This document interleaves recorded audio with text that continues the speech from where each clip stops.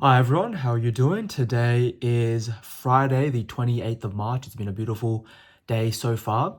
And in this video, I'm going to be talking about the economic theory of comparative advantage. Now, first of all, I think everyone should understand these basic economic theories. Look, I studied economics. I did really well in economics in high school, killed it, university, did really well.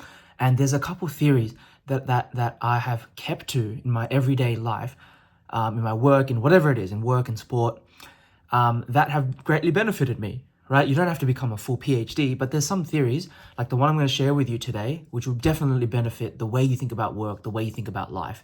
Now, the theory that, not the word, the theory or the idea that I'm talking about today is comparative advantage, right? So, like it or not, you and I, we are commodities. So economics is a study of how to allocate resources in a scarce world. We have scarce resources, scarce commodities. Now, how do we allocate that for maximum efficiency, productivity, quality of life, all that kind of thing.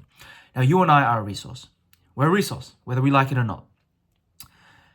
Now, what we have to think is, when it comes to comparative advantage, is where are my gifts? Where are my talents? The situation I'm in, what is it favorable towards? And then knuckle down on that. So what I'm saying is, right, let's say you're in a situation where your dad is the best accountant in the country.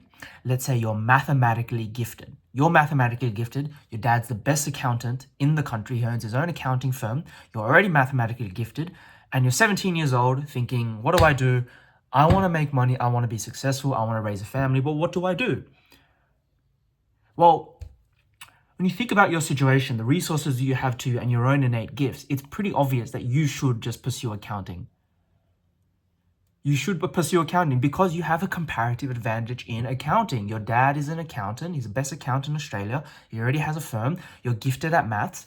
If you go down the path of becoming an accountant, your quality of life and your outcomes are going to be way better if you decide to do something else, like say music. Say you have a passion for music, but in terms of the financial resources you're able to accumulate, and then the associated quality of life and all of that kind of thing is going to be less, because your comparative advantage in terms of your skills and your environment and the resources you have to you is for accounting. Now, you can apply this in so many different ways. So, in your work, for example, you have to figure out how do I justify the income that I receive from the company? Like, what role can I perform really, really well? The issue I see with people in the workplace is that people are too scattered. They don't have focus. They're trying to do everything at once. You have to really, really think about, what do you contribute?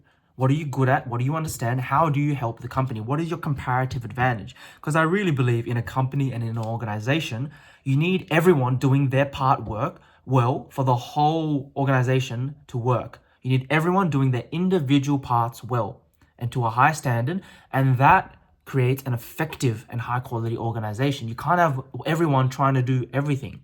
So you have to I figured it out.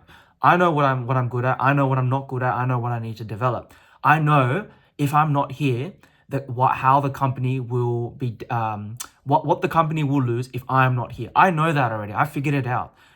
Now you have to figure it out as well. Same thing goes for sport. If you're in a team sport, if you're say a football player like I am, a soccer player, you have to figure out, like, what are you good at? What are your strengths? How do you contribute to the team? If you're not there, how does the team feel your loss, right? For me, I'm very fucking fast. I'm really fast, right? And I can score goals, right? So I can create attacking opportunity and score goals, right? So that is my comparative advantage. That's what I focus on doing. So look, I reckon the message of this video could honestly just be focus.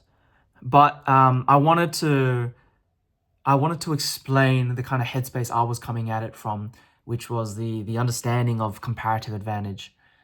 So, comparative advantage, like I've said in this video, is not only who you are, what your strengths are, what your weaknesses are. It's also about your situation.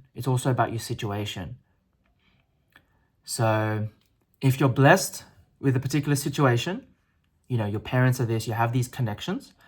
That's comparative advantage compared to someone who doesn't.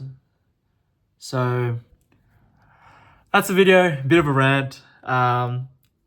I hope I was able to help, and yeah, I'll see you in the next one.